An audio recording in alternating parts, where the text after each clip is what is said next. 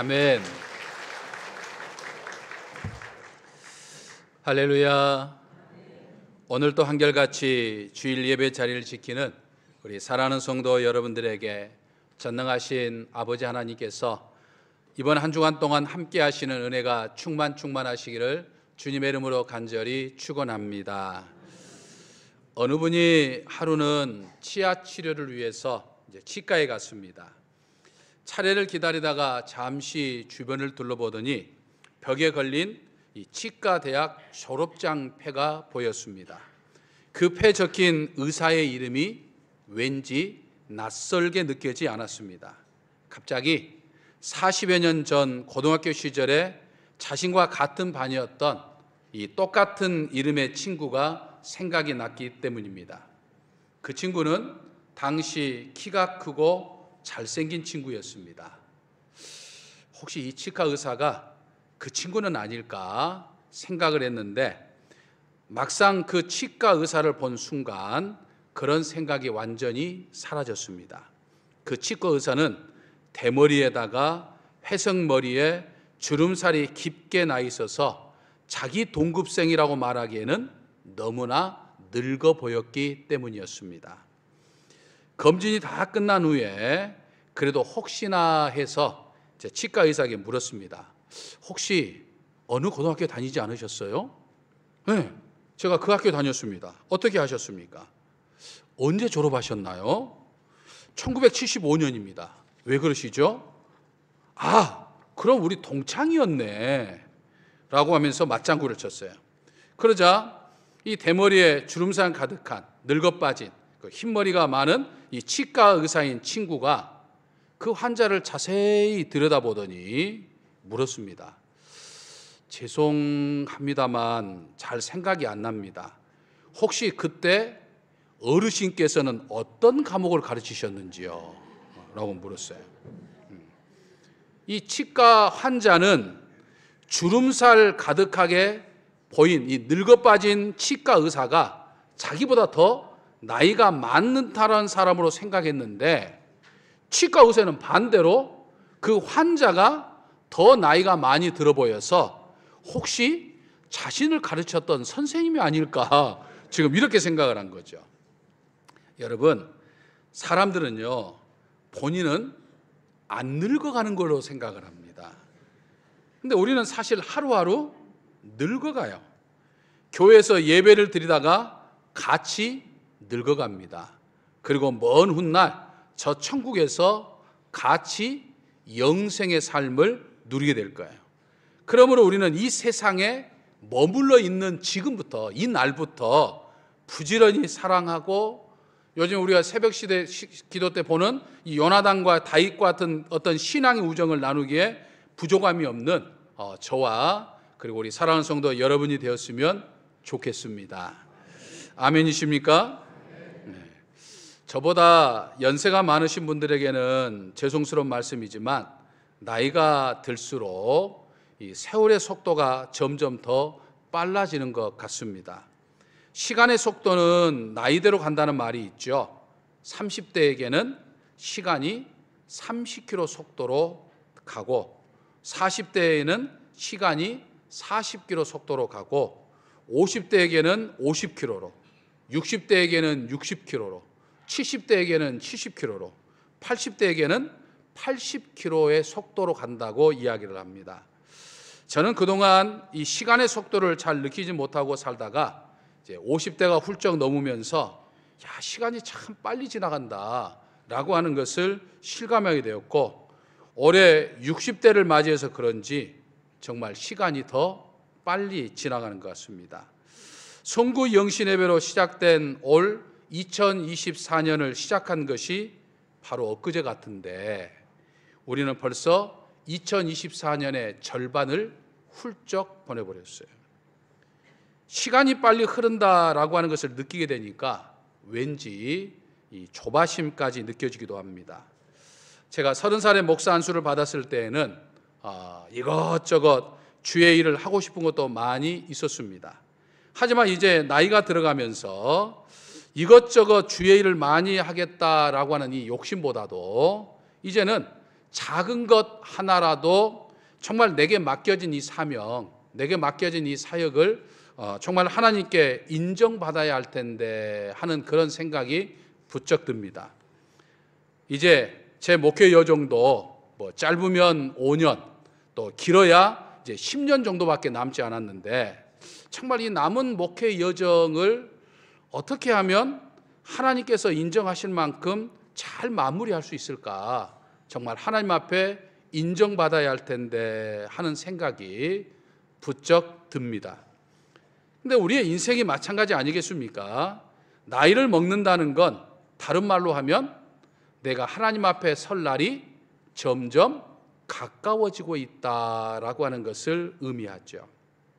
그러므로 지금까지 살아왔던 삶도 내가 정말 최선을 다해서 살아왔지만 이제 하나님께서 내게 허락하신 날이 많지 않는데 내 남은 인생을 정말 하나님께서 인정하실 만한 그런 인생으로 마무리할 수 있어야 하는 거죠.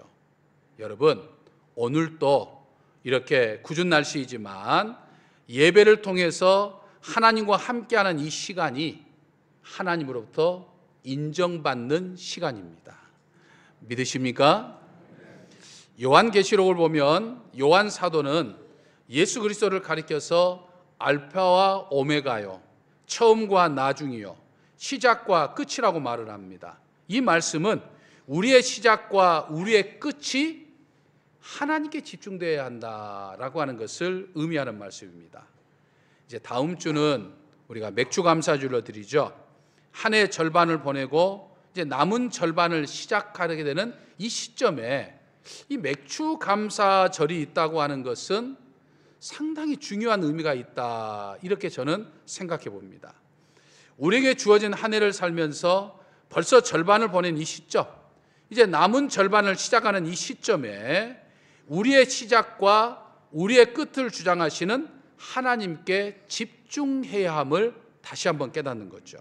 다시 말해서 하나님의 은혜에 감사해야 함을 의미하죠. 한 해 절반을 은혜 가운데 보내게 하신 하나님의 은혜에 대한 감사, 이제 한 해 남은 절반을 시작하면서 이 남은 절반도 하나님께 나와 함께하여 주실 것에 대한 감사하라는 것이죠. 여러분, 우리가 2024년을 시작하면서 작년 2023년보다 더 힘든 한 해가 될 것이다 라고 하는 이 어두운 전망 가운데 우리의 마음을 좀 무겁게 짓눌렀죠. 실제로 2024년 한 해의 절반을 살아오는 동안 참 힘들고 어려운 일도 많았고 또 답답한 그런 모습도 많이 우리는 경험했습니다. 그럼에도 불구하고 어느새 이렇게 한 해의 절반을 지금 우리는 보낸 거예요. 생각해 보면 우리에게 주어진 시간마다 하나님이 나와 함께 하셨고 하나님이 나를 도우셨다라고 하는 그 고백을 하지 않을 수 없죠. 모두가 하나님의 은혜입니다. 믿으십니까? 우리 앞뒤 옆 사람과 인사하겠습니다. 모든 것이 하나님의 은혜입니다. 모든 것이 하나님의 은혜입니다. 아멘. 할렐루야. 오늘 본문 23절을 보면 감사로 제사를 드리는 자가 나를 영화롭게 하나니 그 행위를 옳게 하는 자에게 내가 하나님의 구원을 보이리라, 이렇게 말씀합니다. 이건 무슨 말씀입니까? 감사하는 사람에게 하나님의 구원을 보는 영광을 나타내겠다라고 하는 말씀이에요.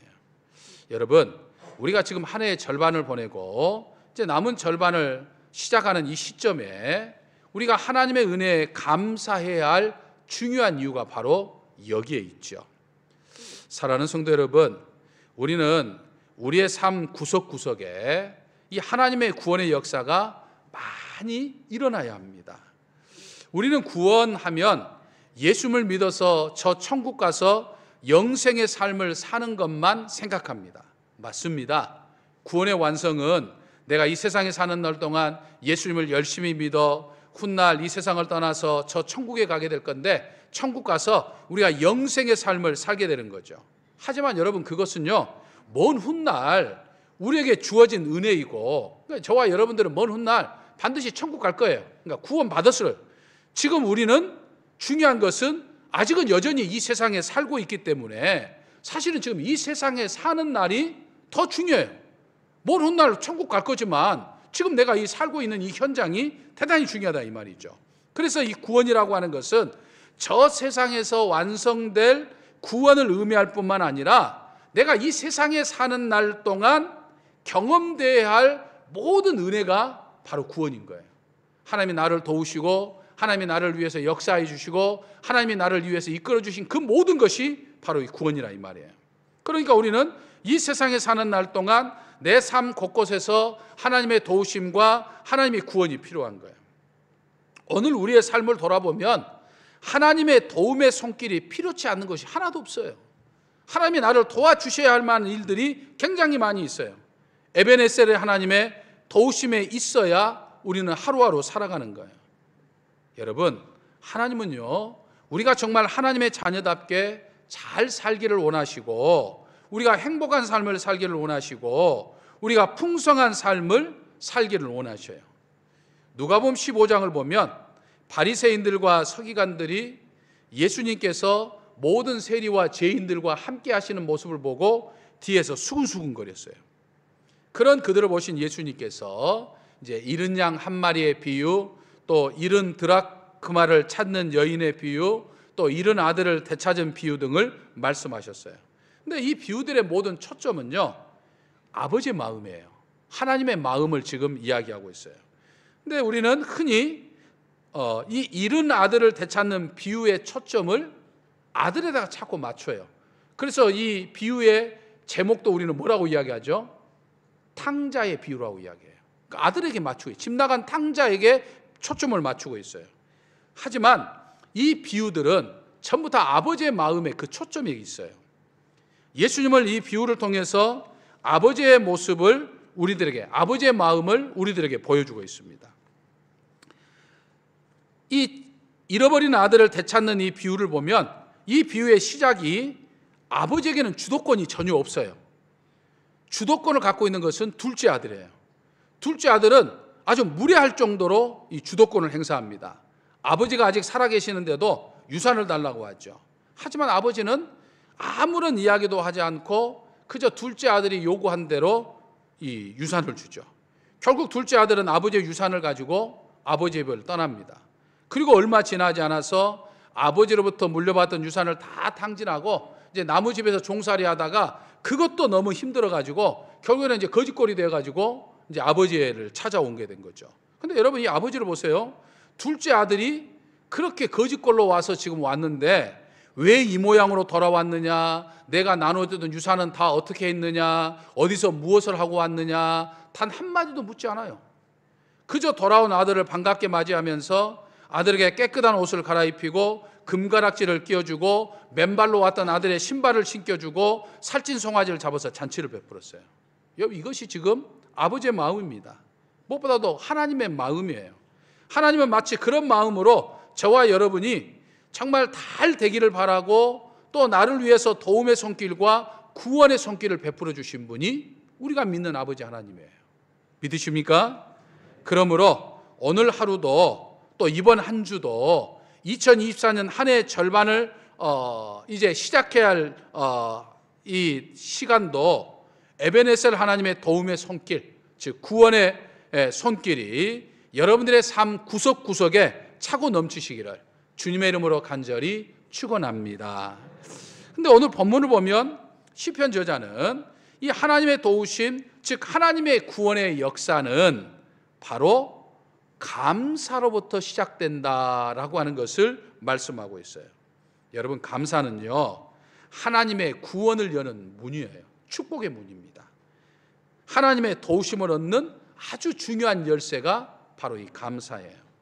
흔히 사람들은 하나님이 무엇인가를 도우시고 하나님이 무언가를 해결해 주는 구원을 경험하게 되면 감사한다고 생각합니다. 아니에요. 먼저 감사해야 하나님의 도우심과 하나님의 구원의 역사가 일어난다는 사실을 우리는 기억해야 됩니다. 2000년 전 갈릴리 호수가 한눈에 내려다 보이는 작은 언덕에 빈들에 배고픈 무리가 5,000명이나 넘게 모여 있었습니다. 그들에게 있는 곳이라고는 한 어린아이가 가지고 있는 버릿떡 5개와 물고기 2마리 뿐이었어요. 하지만 예수님은 보리떡 5개와 물고기 2마리를 들고 하늘을 우러러 감사하셨죠. 그리고 하나님께 감사드린 후에 하나님의 놀라운 구원의 역사가 일어납니다. 어린아이에 한 끼 식사밖에 되지 않는 보리떡 5개와 작은 물고기 2마리로 5,000명을 넘는 사람들을 배불리 먹이고도 12강주가 남는 엄청난 하나님의 구원의 역사, 하나님의 도우심의 손길이 일어났던 거예요. 그런데 이것은 여러분, 예수님이 먼저 먹이고 난 다음에 하나님 먹이게 해주셔서 감사합니다, 감사한 게 아니라 먼저 감사했더니 축복의 문이 열려서 5,000명이 먹고도 남는 사람들이 풍성하게 먹었다 이 말이에요. 감사로 제사 드리는 자가 하나님을 영화롭게 하여 하나님의 구원을 보이라고 하는 이 시편 저자의 고백이 이 갈릴리 호수 빈들에서 일어나게 된 거예요. 예수님의 감사를 통해서. 그러니까 이렇듯 감사는 하나님의 도우심, 하나님의 구원의 역사를 경험하게 하는 문이요 열쇠입니다. 그러니까 우리는 남은 절반을 살아가는 이 시점에 정말 우리는 감사로 그 모든 것들을 열어야 된다라고 하는 것을 우리는 생각해야 되는 거예요. 그러니까 성경을 보면 이렇듯 감사로 시작된 하나님의 도우심과 구원의 역사가 차고도 넘쳐요. 그러니까 감사로 하나님의 도우심과 구원의 역사를 체험한 사람들의 이야기가 바로 성경의 이야기인 거예요. 예수님을 믿는 사람들을 박해하는 것이 하나님의 뜻이라고 믿었던 사울은 다메섹 도상에서 부활하신 예수님을 만났어요. 그 만남을 계기로 인해서 그는 이제 이방인들에게 예수 그리스도를 복음을 전하는 사도 바울이 되었죠. 그가 가는 곳곳마다 예수님을 믿는 사람들이 많아지기 시작했고 교회가 막 세워졌어요. 교회들이 막 세워지기 시작했어요. 참으로 놀라운 하나님의 역사가 지금 바울 사도를 통해서 불일듯이 일어나게 된 거예요. 근데 여러분, 바울 사도의 개인적인 관점에서 보면 정말 사서 고생한 거예요. 그가 유대교인으로 있었을 때에는 그는 출세 지향적이었고 정말 모든 것이 자기가 원하는 대로 풍성한 삶이었어요. 하지만 예수 그리스도를 믿고 예수 그리스도를 증거하는 삶을 살면서 그의 삶은 그야말로 생명의 위협을 받으면서 하루하루 살아갔던 거예요. 사도행전 23장 12절과 13절의 말씀을 보면 유대인들이 당을 지어가지고 무리를 만들어가지고 내가 바울을 죽이기 전에는 내가 먹지도 않고 내가 마시지도 않겠다고 맹세한 사람들이 40명이나 됐어요. 얼마나 이 변질했던 바울을 보면서 너 저거 죽이기 전에는 내가 먹지도 않고 마시지도 않겠어 라고 막 장담했던 사람이 40명이나 될 정도였어요. 그러니까 바울 사도가 복음을 전하는 가는 곳에 각 곳마다 이 유대인들이 따라다녀가지고 바울을 위협하고 받게 했고 죽이려고 했어요. 바울 사도의 전도 여정이 얼마나 힘들고 고달팠겠어요. 고린도후서 11장을 보면 바울 사도가 예수 그리스도의 복음을 전하다가 당했던 고난들을 증언하고 있는데 그가 예수 그리스도의 복음을 전하다가 옥에 갇히기도 하고 매도 수없이 맞았어요. 무엇보다도 유대인들에게 있어서 40의 하나를 감한 39대라고 하는 이 매를 5번이나 맞았어요. 3번 태장을 맞았고 1번 돌에 맞아 죽을 뻔했었고 배를 타고 가다가 3번이나 파상을 당해서 생명의 위험을 느꼈고 전도 여정 중에 무슨 강도의 위험 또 동족들로부터 위험 이방인들의 위험을 당했고 줄이고 목마르고 춥고 헐벗었어요. 아마 오늘날 많은 그리스도인들에게 예수 그리스도를 믿는 것 때문에 바울 사도가 당했던 이런 고난을 당해야 한다라고 이야기하면 많은 사람들이 진정의 믿음을 다 포기해버렸을 거예요. 왜냐하면 예수 그리스도를 믿으면서도 하나님의 나라를 위해서 교회를 위해서 사역하는 것도 갖가지 핑계를 대면서 이유를 대면서 회피하는 그리스도인들이 오늘날 많기 때문이에요. 하지만 바울 사도는 달랐습니다. 그렇게 고난을 받고 죽음의 위협을 당했지만 데살로니가 교회 성도들에게 보낸 편지에서 뭐라고 이야기합니까? 범사에 감사하라 이렇게 말했어요. 이는 그리스도 예수 안에서 너희를 향하신 하나님의 뜻이니라 라고 말했죠. 그의 감사를 통해서 하나님은 숱한 구원의 역사를 이루셨죠. 바울 사도의 감사가 하나님의 도우심과 구원의 역사가 열려서 오늘날의 기독교가 된 거예요.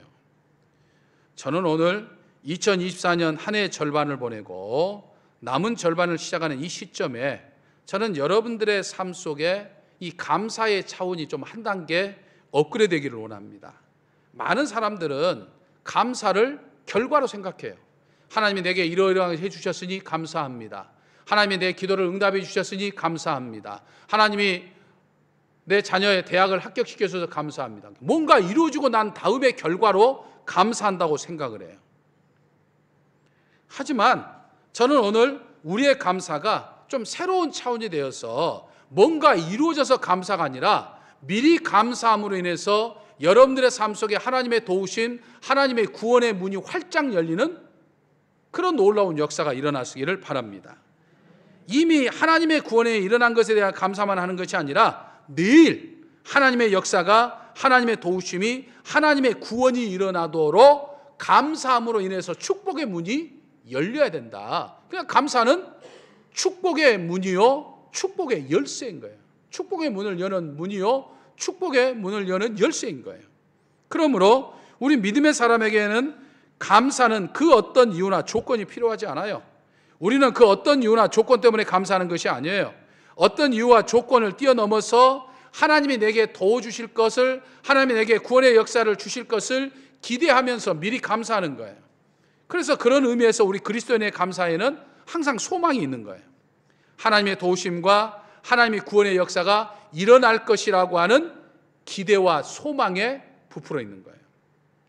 그래서 우리 그리스도인의 눈은 항상 현재에 머물러 있는 것이 아니라 항상 미래를 향해 열려 있어요.